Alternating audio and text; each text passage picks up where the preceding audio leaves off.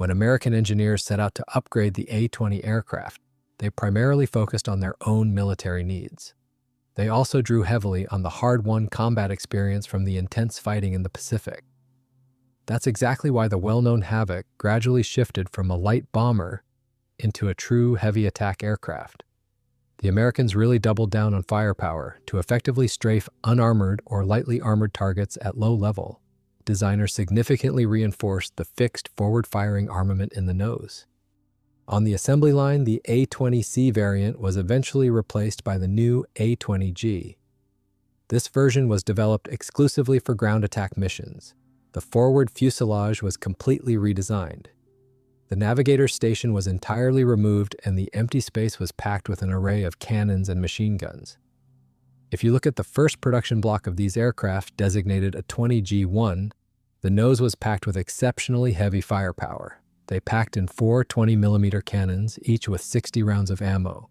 They also added 2 50-caliber Browning machine guns carrying 400 rounds per gun.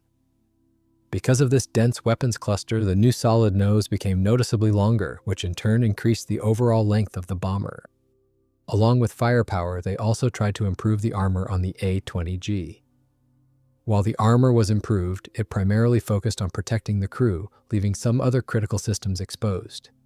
It was built around special aluminum alloy plates that were about 3/8 to a half-inch thick. Interestingly, these didn't just serve as protection.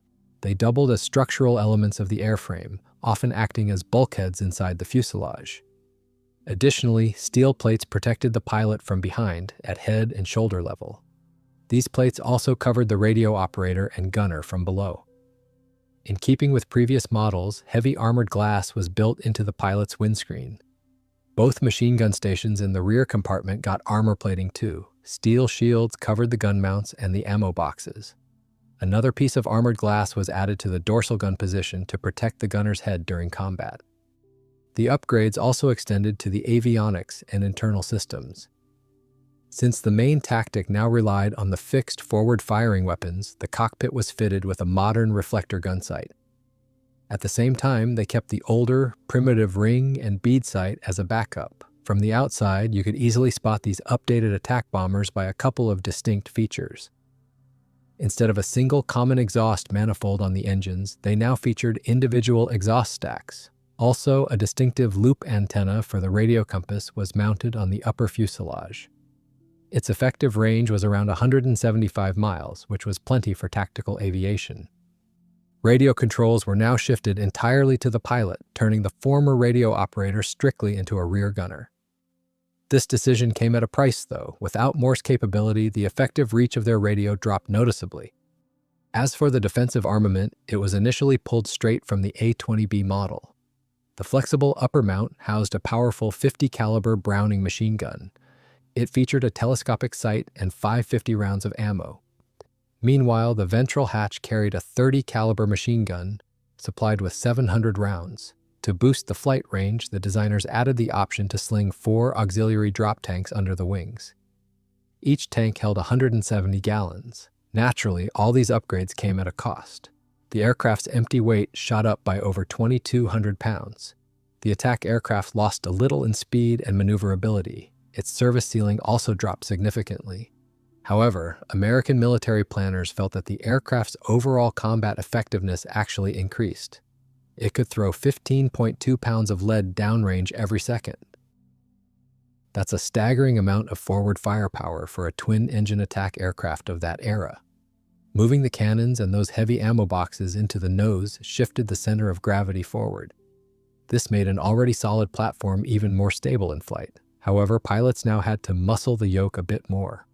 Nearly all of the 250 G1 variants produced were eventually shipped off to the Soviet Union. Before long, engineers decided to completely remove the nose-mounted cannons. Starting with the G5 variant, these attack aircraft were fitted with a bank of 6 50-caliber machine guns. Each gun carried 350 rounds of ammo. This move did not just standardize the armament, it also vastly simplified logistics and ammo supply on the front lines. Later on, while developing the G20 version, designers widened the rear section of the fuselage. That is where they mounted what was then a state-of-the-art, electrically powered Martin 250GE turret. It was armed with twin 50-caliber machine guns. By the way, they had successfully tested this new turret earlier on a test batch of 13 A-20C aircraft. This upgrade radically improved the bomber's defensive capabilities. For one thing, the weight of fire per second exactly doubled. For another, the gunner did not have to waste precious seconds anymore. He no longer needed to slide the canopy back and manually prep the weapon for combat. Now, all he had to do was take the guns off safe. On top of that, the practical rate of fire increased dramatically. Gunners no longer had to constantly reload ammo belts. This was because the machine guns fed directly from large ammo boxes that rotated right along with the turret assembly. The lateral fields of fire got a lot wider too. Thanks to a powerful electric motor, the gunner could swing the guns practically 360 degrees.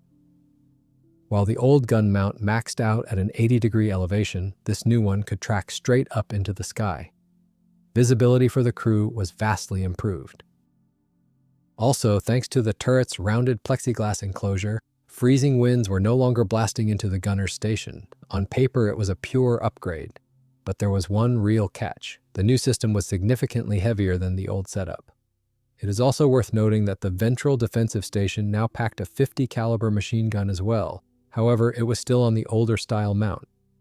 While reinforcing the fuselage to handle this heavier turret, the designers actually had to reinforce the entire airframe. That brought an unexpected bonus. It allowed the aircraft to carry a heavier bomb load. To take advantage of this, engineers slightly expanded the rear bomb bay. New underwing racks now allowed the aircraft to carry 4 500-pound bombs. Later on in the production run, the designers decided to do away with those underwing drop tanks. Instead, they developed a new conformal belly tank that sat flush against the fuselage. This new tank held a massive 374 gallons of fuel. Variant by variant, that's how the Havoc kept getting meaner. Its bomb load grew, its armor was beefed up, and its range expanded. But all of this came at a cost. The aircraft kept getting heavier. This inevitably caused it to lose some of its original flight performance. In terms of speed, it was somewhat slower than lighter, dedicated dive bombers like the Soviet Pe-2. Despite this, its heavy armament and payload capacity made it a formidable frontline asset. In December 1943, U.S. Army Air Forces headquarters issued an order to all aircraft plants. They were to drop the mandatory camouflage paint on combat aircraft. The decision made perfect sense. On most fronts, the Allies had already achieved total air superiority. There was no longer any need to hide from the enemy. Ditching the camouflage greatly simplified assembly. It also cut production costs and saved time. On top of that, skipping the paint made the aircraft a bit lighter. Bare, polished metal was a lot smoother than enamel. This significantly reduced aerodynamic drag. All of this combined made the planes faster. But the A-20 series was an exception. These bombers continued to be carefully painted. The reason was that the vast majority of these attack planes were heading to the Soviet Union. Strict Soviet military standards still required camouflage. They did, however, tweak the color scheme to bring it in line with unified U.S. Army and Navy standards. From then on, the underside of the bomber was painted in a sea gray enamel. This, unlike the previous neutral gray, had a slight bluish tint. The A-20G went down in history as the most widely produced version of the Havoc. A total of 2850 were built. Every single one rolled off the Douglas assembly line in Santa Monica. The vast majority of this production run went to the Soviet Union. Before shipping out, however, the aircraft made a stop at a modification center in Tulsa. There, American mechanics tweaked them to meet the specific requirements of the Soviets. The biggest change was adding a station for a fourth crew member. This was a gunner to operate a ventral machine gun. The British, on the other hand, decided they did not really need such a heavy attack aircraft at the time. So the Royal Air Force passed on the A-20G. The U.S. Army Air Forces kept a certain number for themselves. They used them for both pilot training and combat missions in Europe and the Pacific. Still, the overwhelming majority of A-20Gs headed straight for the Eastern Front. Because such a massive proportion of the fleet was sent to the Soviet Union, the subsequent history of the A-20G's field development and operational use is inextricably linked to the Eastern Front. Mass deliveries of these planes began in 1943. They were ferried along two primary yet punishing routes. through Alaska, and through Iran. By the summer of 1943, American pilots were already flying the first batches of brand new A-20Gs up to the base in Fairbanks. In the Soviet Union, the designation was adapted to A-20Zh. Soviet crews quickly gave the aircraft the nickname Zhuchak, meaning little bug. As always, not every aircraft made it to the front. Among those lost on the Krasnoyarsk ferry route was an A-20G bomber. This particular aircraft was special. It was funded by the famous Hollywood comedian Red Skelton. To preserve the symbolic value of the donation, the route commander, Ilya Mazuruk, ordered ground crews to paint the phrase, "We doed it," which had adorned the original aircraft, onto a replacement A-20G. With that, the bomber was sent on its way to the front. It was eventually converted into a torpedo bomber and went on to fly combat missions with a Baltic Fleet torpedo bombing unit. The first A-20G bombers arrived on the Eastern Front in the summer of 1943. The aircraft quickly became a true multirole workhorse for the Soviet Air Force. It flew a wide variety of missions. It served as a day and night bomber, reconnaissance platform, torpedo bomber, mine layer, heavy fighter, and even a transport aircraft. Ironically, ground attack, its original design purpose, was the role it flew the least. Naturally, the early A-20G-1 variants were the first to arrive. They were ferried over the grueling southern route through Iraq and Iran. Initially, Soviet commanders tried using them for low-level bombing and strafing runs against enemy positions, convoys, trains, and airfields. However, it quickly became obvious that the A-20 was a massive target for German flak at low altitudes. Its large footprint and relatively light armor made it easy to hit. Against well-organized German anti-aircraft defenses, you needed absolute surprise just to make it back. Despite the risks, Soviet pilots still occasionally flew ground attack missions against enemy convoys and shipping. During these sorties, crews typically started their attack runs from an altitude of 1,000 to 2,300 feet. They would dive on the target at a 20 to 25 degree angle, fire a short burst of 20 to 30 rounds, then pull off hard and get down on the deck. Ultimately, the IL-2 Sturmovik locked down the role of dedicated ground attack aircraft, and the A-20Gs were gradually shifted into other missions. According to field reports that made it back to command in the fall of 1943, the new A-20G generally earned high praise from Soviet pilots. Crews specifically highlighted its heavy forward firepower, weapon reliability, and its effectiveness during both day and night operations. Soviet aviation specialists even rated the A-20G as a genuine fighter bomber. But it wasn't without its flaws. Gunners complained that the dorsal gun mount wasn't rigid enough. This led to severe bullet scatter during firing. On top of that, the American oxygen masks worked great in warmer weather. However, their hoses quickly froze up and clogged with condensation in extreme cold. As for fuel, the engines on Soviet A-20Gs ran on either imported American 100-octane avgas or the domestic 4 B-78 blend. Granted, calling that second option fully Soviet was a bit of a stretch. It was essentially just a mix of low-grade domestic gasoline and imported American alkylate additives. In an absolute pinch, crews were allowed to fill the tanks with lower grade 4 B-70 fuel. But pilots were strictly forbidden from running high manifold pressure. This meant the engines couldn't be pushed to maximum power. Ground crews, for their part, constantly complained that removing the engine cowlings was a nightmare. It was a routine job that could easily eat up 3 hours of work per mechanic. Furthermore, whenever auxiliary fuel tanks were installed in the bomb bay, accessing many of the aircraft's critical systems became physically impossible. But those were just minor annoyances. A bit later, frontline units ran into a much more serious issue. The forward fuselage actually started buckling from the heavy recoil of the cannons. On top of that, the rear gun mounts simply couldn't handle the stress and would shear right off. Despite these structural issues, Soviet Aviation Command's overall assessment remained positive. The general consensus was that the A-20G's problems weren't bad enough to pull it from service. The one thing the military really stressed, however, was the critical need to add a navigator to the crew. With these American bombers arriving in the Soviet Union in growing numbers, Soviet engineers started figuring out how to retrofit them with proper navigator stations locally. One of the most famous field modifications was carried out by frontline mechanics led by Mikhail Zakharovich Melamed. they radically altered the design.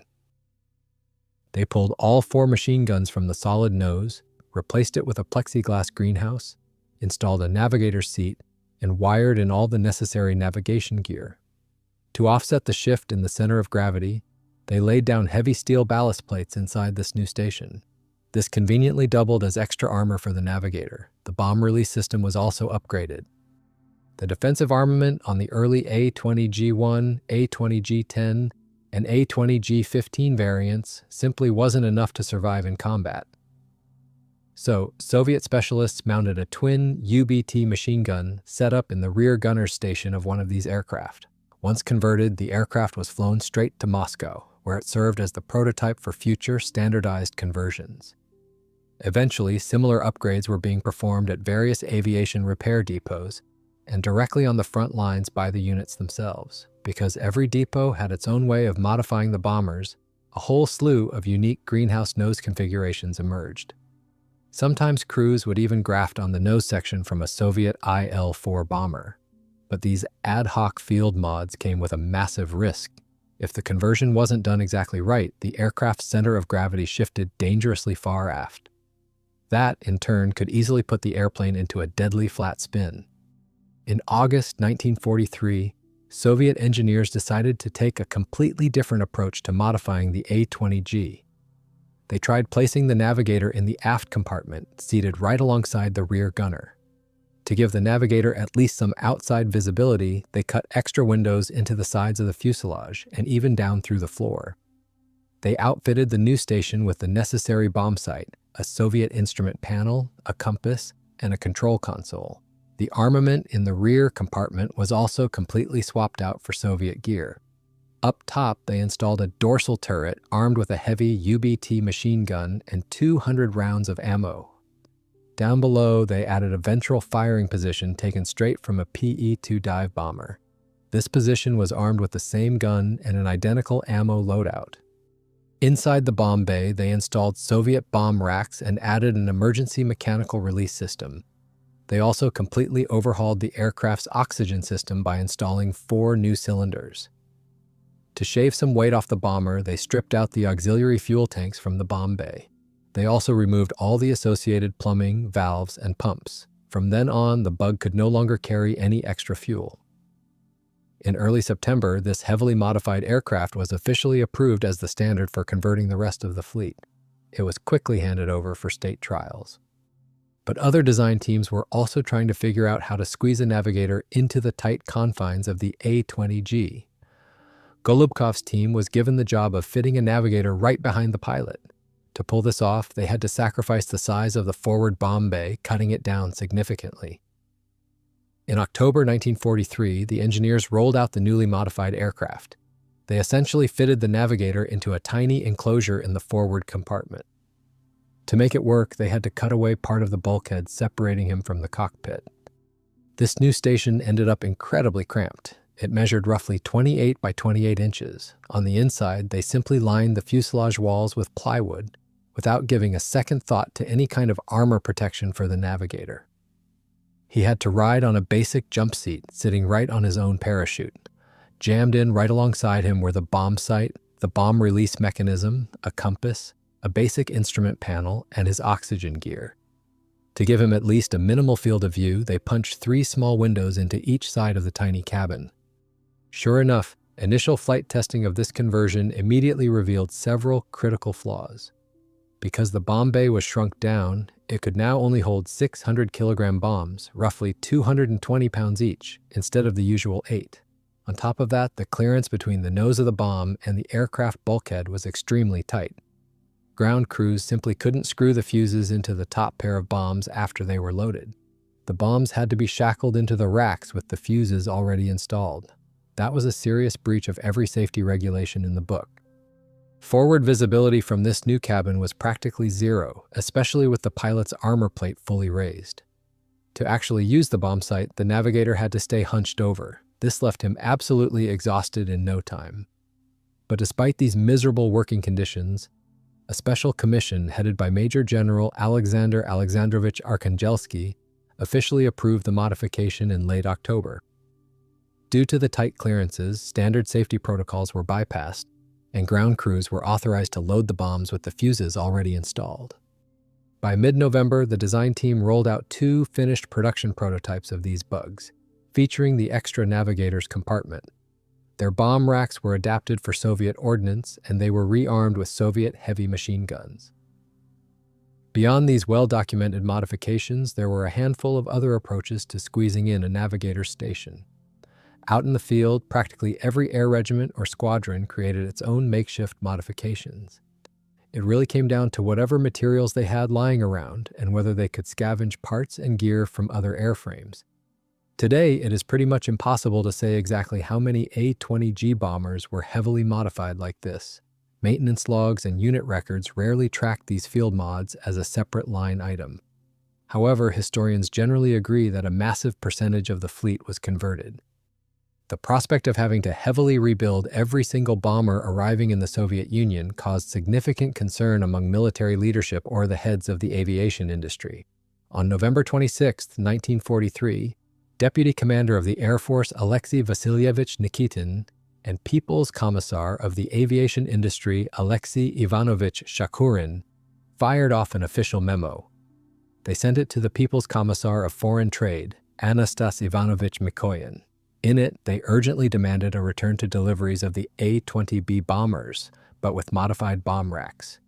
One of the aircraft plants even drew up blueprints for a slightly tweaked version of the standard American layout. This would have increased the internal bomb load while also allowing crews to mount Soviet bombs of various sizes. However, nothing came of it. The Soviet Union just kept receiving mass deliveries of the exact same A-20G aircraft. When it came to modifying the gunner stations on the A-20G, there were 2 totally different schools of thought.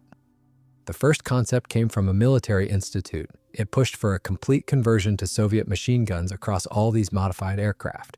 Crews had taken to calling these planes bugs. Meanwhile, another research facility proposed the exact opposite. They wanted to swap out the gun mounts themselves, but definitely keep the original American machine guns. This approach made a lot of logistical sense. It would greatly simplify the supply chain for spare parts and ammunition going to the front lines. Under this alternate plan, the nose of the bomber would retain its 4 20mm cannons alongside a single 50 caliber Colt Browning machine gun.